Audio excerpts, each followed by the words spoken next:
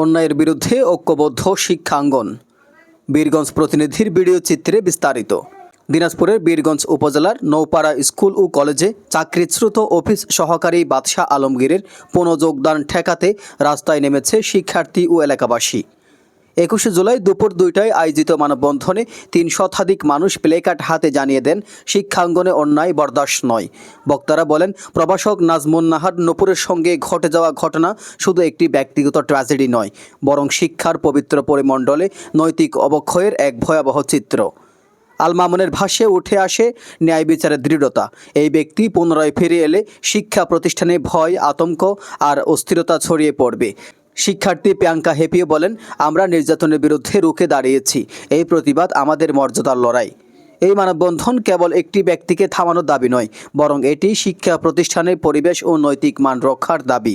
কোনো জায়গা নেই, তাকে বিচারের আওতায় আনতে হবে। তার সব পর্যাপ্ত বিচারের প্রয়োজন। সে যে অপরাধ করেছে তার পর্যাপ্ত বিচার হয়নি, তা না করে তাকে যোগদান করানো হচ্ছে। আমরা এই যোগদান মানি না। তাকে এই সমাজেই আমরা জায়গা দিতে চাই না। তার অবস্থান কারাগারে, তার ফাঁসি হওয়া উচিত।